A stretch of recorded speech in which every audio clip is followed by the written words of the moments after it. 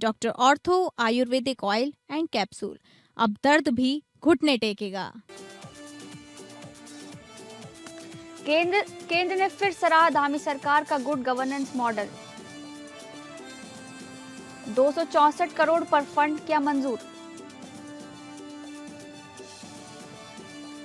उत्तराखंड कांग्रेस ने बीजेपी पर किया हमला, भाजपा को भ्रष्ट जुमला पार्टी बताया। बीजेपी ने कहा केंद्र से लेकर राज्य तक कांग्रेस पार्टी खुद भ्रष्टाचार में लिप्त। देहरादून में अंकिता भंडारी को न्याय दिलाने के लिए महापंचायत का होगा आयोजन। 8 फरवरी को देहरादून के परेड ग्राउंड में होगा महापंचायत। लोहाघाट में 1200 की आबादी वाला चौड़ी राय गांव 4 साल बाद भी प्यासा, दूर से लाना पड़ता है पानी, प्रशासन बेसुध।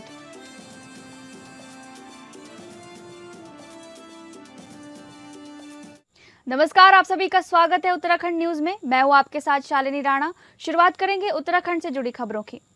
उत्तराखंड के मुख्यमंत्री पुष्कर सिंह धामी के नेतृत्व में उत्तराखंड सरकार द्वारा शहरी विकास और आवास विभाग के स्तर पर लागू किए गए विभिन्न सुधारों को एक बार फिर केंद्र सरकार की सराहना मिली है। केंद्र ने इन सुधारों के लिए उत्तराखंड को 264.5 करोड़ रुपए की प्रोत्साहन राशि स्वीकृत की है। इस पर मुख्यमंत्री धामी ने केंद्र सरकार का आभार व्यक्त किया। केंद्र की रिफॉर्म आधारित योजना के तहत मंजूरी केंद्रीय आवास एवं शहरी विकास मंत्रालय ने राज्यों को शहरी विकास और आवास विभाग से जुड़े नीतिगत सुधार लागू करने के निर्देश दिए थे। इन्हीं सुधारों के तहत मंत्रालय ने special assistance to states for capital investment 2025-26 योजना के अंतर्गत उत्तराखंड को कुल 264.5 करोड़ रुपए की प्रोत्साहन राशि स्वीकृत की। स्वीकृत राशि में शहरी विकास विभाग को जीआईएस आधारित यूटिलिटी मैपिंग यानी सीवर, पेयजल और ड्रेनेज कार्य के लिए 3 करोड़ रुपए, सरकारी जमीनों और भवनों की मैपिंग के लिए 6.5 करोड़ रुपए और नगर निकाय के स्तर पर आय के स्रोत बढ़ाने के लिए 10 करोड़ रुपए की प्रोत्साहन राशि शामिल है। मंत्रालय ने सबसे अधिक प्रोत्साहन राशि आवास विभाग के अंतर्गत लागू किए गए सुधारों के लिए स्वीकृत की है।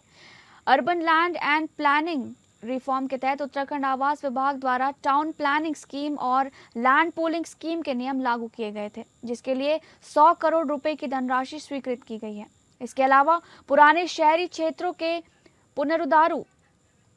पुनरुद्धार कार्यक्रम के लिए 140 करोड़ रुपए स्वीकृत किए गए हैं।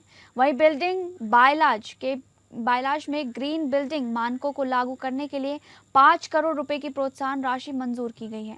सचिव आवास डॉक्टर आर राजेश कुमार ने कहा कि मुख्यमंत्री पुष्कर सिंह धामी के नेतृत्व में आवास विभाग राज्य के प्रत्येक नागरिक को किफायती आवास उपलब्ध कराने और उत्तराखंड को देश के अग्रणी राज्यों में शामिल करने के लक्ष्य के साथ प्रतिबद्धता से काम कर रहा है।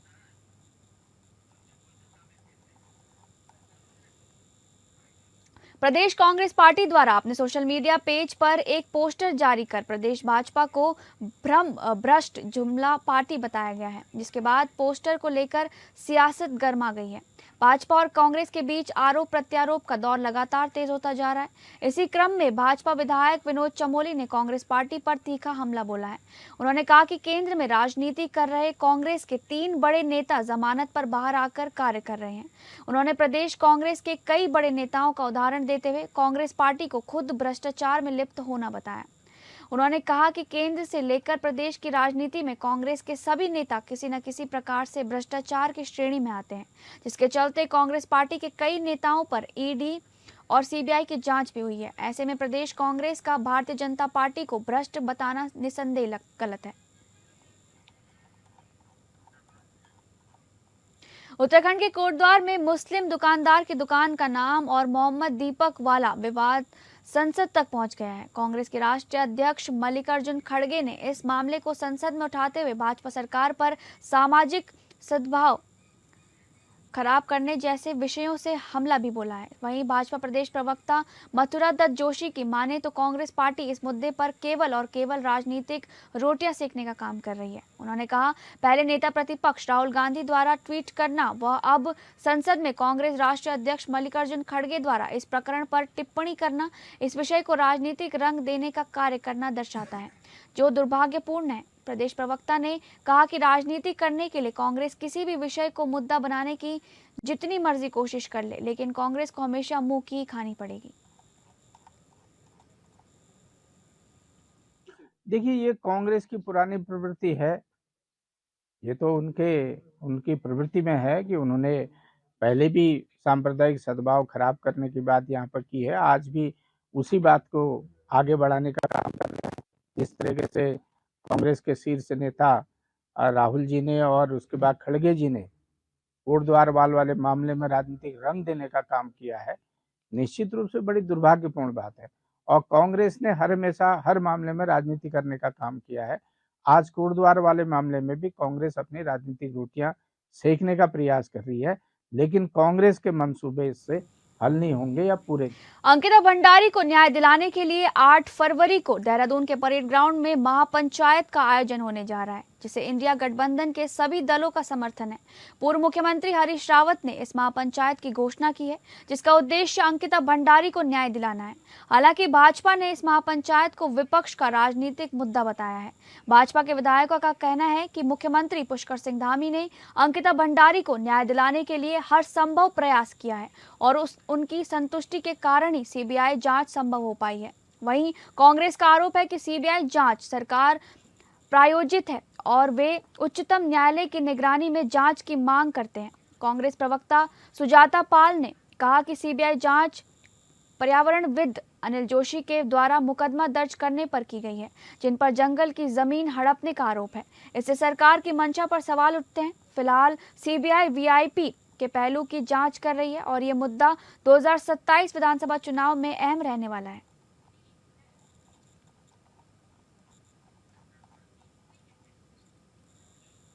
देहरादून के शहसधारा क्रॉसिंग पर मौजूद आजाद नगर कॉलोनी पर वक्फ की जमीन को कब्जा करने का आरोप लगाते हुए वक्फ बोर्ड ने 150 से अधिक लोगों को नोटिस भेजे हैं।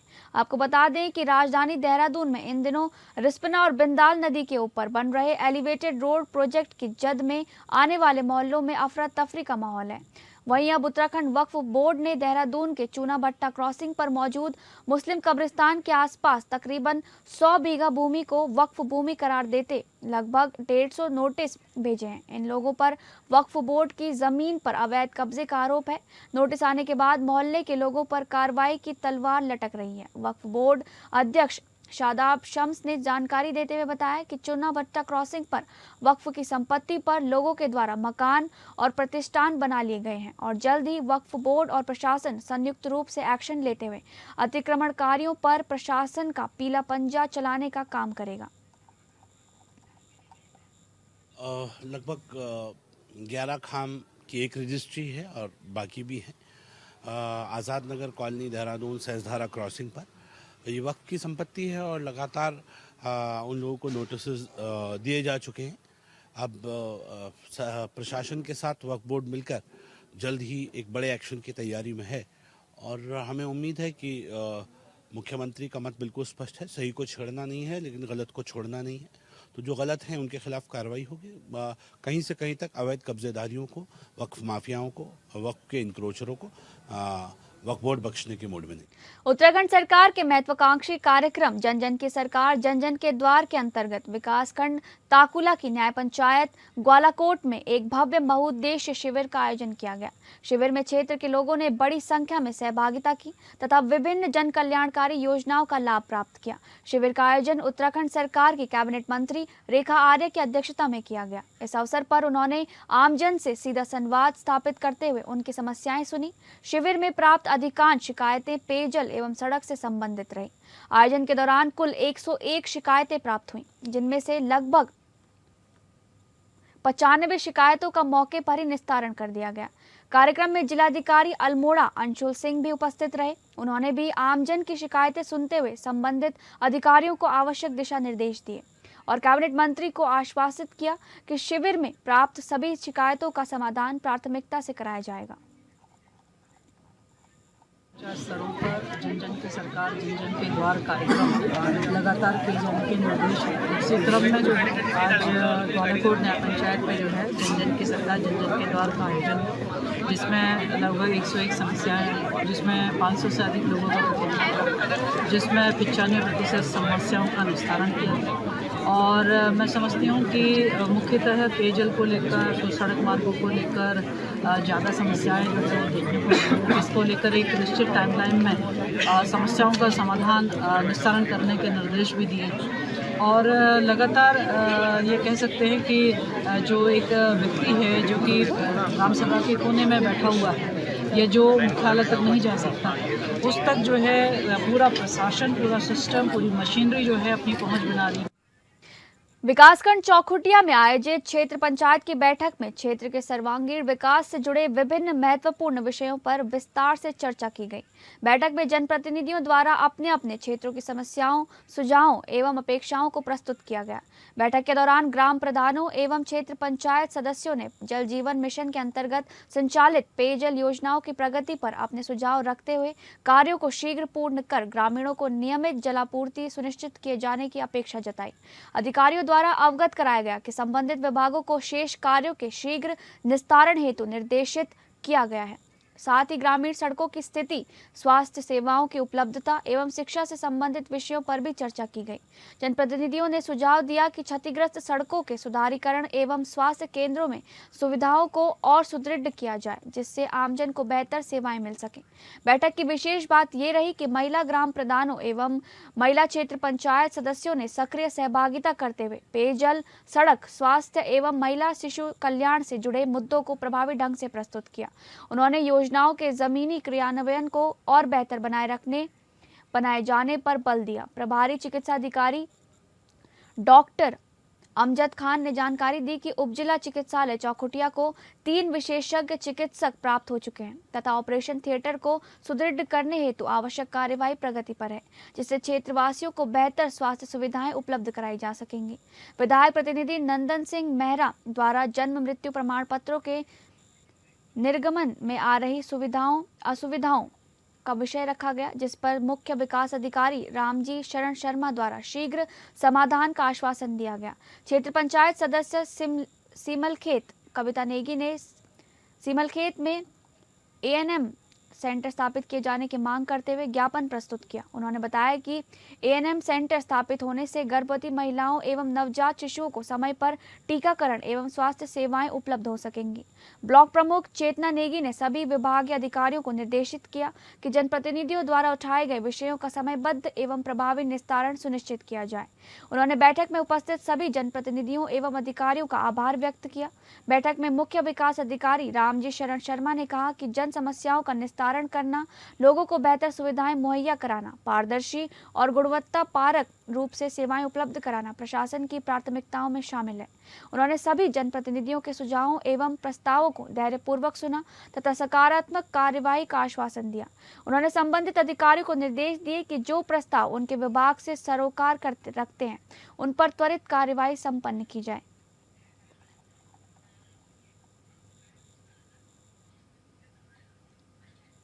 विकासखंड लोहाघाट के चौड़ी राय गांव में जल जीवन मिशन के तहत स्वीकृत पेयजल योजना आज सवालों के घेरे में है। गांव में पानी की टंकी का निर्माण तो कर दिया गया, लेकिन हकीकत यह है कि न टंकी में पानी है और न ग्रामीणों के नलों में। हालात इतने गंभीर हैं कि लोग ही नहीं, खुद बनाई गई टंकी भी बूंद बूंद पानी को तरस रही है। 4 वर्ष बीत जाने के बाद भी गांव को नियमित पेयजल आपूर्ति नहीं मिल पाई है। ग्रामीणों का कहना है कि टंकी निर्माण के बाद पाइपलाइन और जल स्रोत से जोड़ने का कार्य अधूरा छोड़ दिया गया। गर्मियों में स्थिति और भी विकट हो जाती है, जिससे महिलाओं और बच्चों को दूरस्थ स्रोतों से पानी लाना पड़ता है। ये योजना उत्तराखंड जल संस्थान के अंतर्गत संचालित है। ग्रामीणों की मांग है कि योजना की स्थलीय जांच कराई जाए और दोषियों की जिम्मेदारी तय करते हुए गांव को शीघ्र नियमित पेयजल सुविधा उपलब्ध कराई जाए।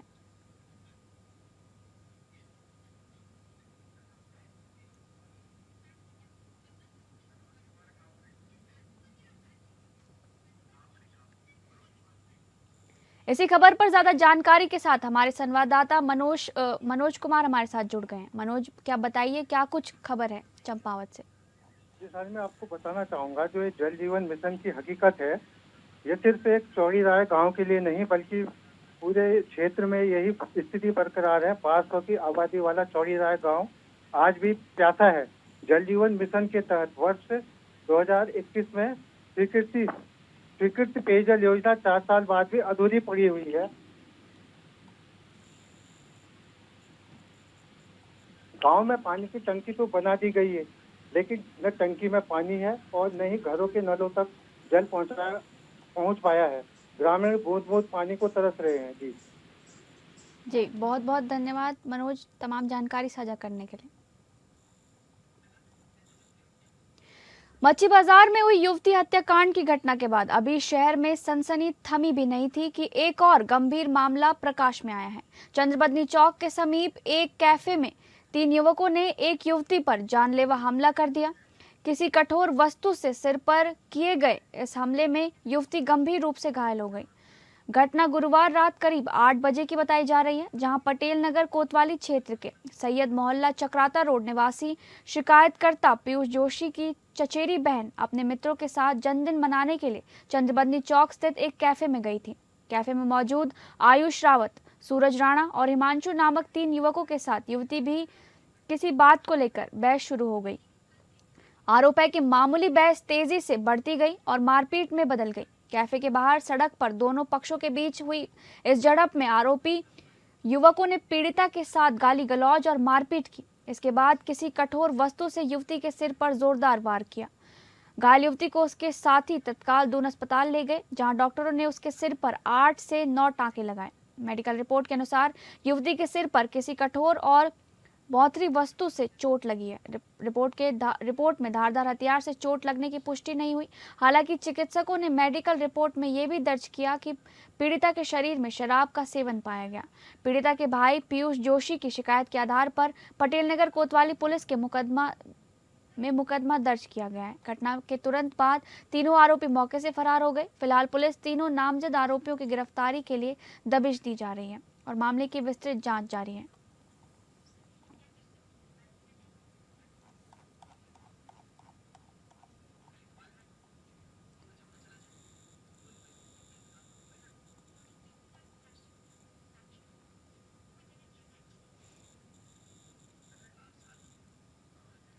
हल्द्वानी के गौलापार स्थित अंतर्राष्ट्रीय क्रिकेट स्टेडियम में आयोजित EVCL क्रिकेट लीग के नाम पर हुए बड़े फर्जीवाड़े का पुलिस ने खुलासा किया है। एसएसपी नैनीताल मंजुनाथ TC ने प्रेस कॉन्फ्रेंस कर पूरे मामले की जानकारी दी। क्रिकेट के नाम पर धोखाधड़ी करने वाले आरोपी विकास ढाका को काठगोदाम पुलिस ने गिरफ्तार कर लिया है। आरोपी ने टीम मालिकों से कुल 32 लाख रुपए की ठगी की थी, जिसमें पूर्व विधायक नारायण पाल भी 9 लाख रुपए की धोखाधड़ी के शिकार हुए हैं। आरोपी विकास ढाका उत्तर प्रदेश के नोएडा का रहने वाला बताया गया है। पुलिस ने उसके लेन देन से जुड़े बैंक खातों को फ्रीज कर दिया है। जांच में यह भी सामने आया है कि आरोपी ने क्रिकेट मैच के टिकट के नाम पर भी दर्शकों से पैसे वसूले थे। विकास ने इरफान पठान और हरभजन सिंह जैसे बड़े क्रिकेटरों के आने की भी झूठी बातें फैलाई थी। पुलिस इस मामले से जुड़ी अन्य पहलुओं की भी जांच कर रही है।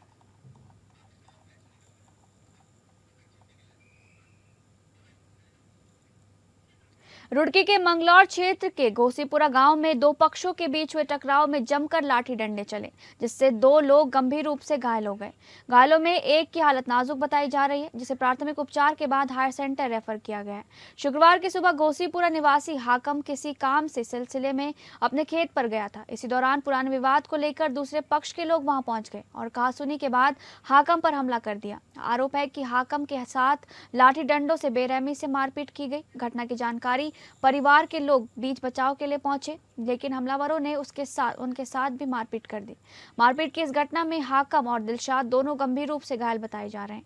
ग्रामीणों द्वारा सूचना दिए जाने पर मंगलौर कोतवाली पुलिस तत्काल मौके पर पहुंची और हालात को काबू में लिया गया। पुलिस ने दोनों घायलों को अपनी गाड़ी से रुड़की के सरकारी अस्पताल भिजवाया, जहां चिकित्सकों ने हाकम की गंभीर हालत को देखते हुए उसे हायर सेंटर रेफर कर दिया। वहीं दिलशाद का उपचार रुड़की के सरकारी अस्पताल में जारी है।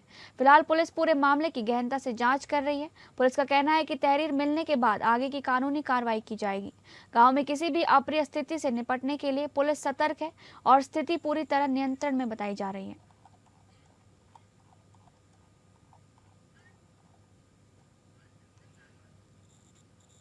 उत्तराखंड में मौसम को लेकर ताजा अपडेट सामने आया है। राज्य में फिलहाल मौसम का मिजाज ज्यादातर शुष्क बना रहने वाला है। मौसम विज्ञान विभाग के अनुसार फरवरी के पहले सप्ताह में प्रदेश के अधिकांश हिस्सों में किसी बड़े बदलाव की संभावना नहीं है। हालांकि पहाड़ी क्षेत्रों में अगले सप्ताह हल्की सक्रियता देखी जा सकती है। मौसम वैज्ञानिक रोहित थपलियाल ने बताया कि 6 फरवरी के बाद अगले 2 से 3 दिनों तक उत्तराखंड के अधिकांश इलाकों में मौसम शुष्क रहेगा। इसके बाद 9 फरवरी से एक कमजोर पश्चिमी विक्षोभ के प्रभाव से उत्तरकाशी, रुद्रप्रयाग, चमोली, पिथौरागढ़ और बागेश्वर जैसे अंदरूनी जिलों में कहीं कहीं बहुत हल्की बारिश और 3000 मीटर से अधिक ऊंचाई वाले क्षेत्रों में हल्की बर्फबारी हो सकती है। वहीं मैदानी जिलों की बात करें तो हरिद्वार और उधम सिंह नगर में सुबह और रात के समय घना कोहरा छाए रहने की संभावनाएं जताई गई हैं, जबकि राज्य के अन्य जिलों में मौसम शुष्क बना रह सकता है।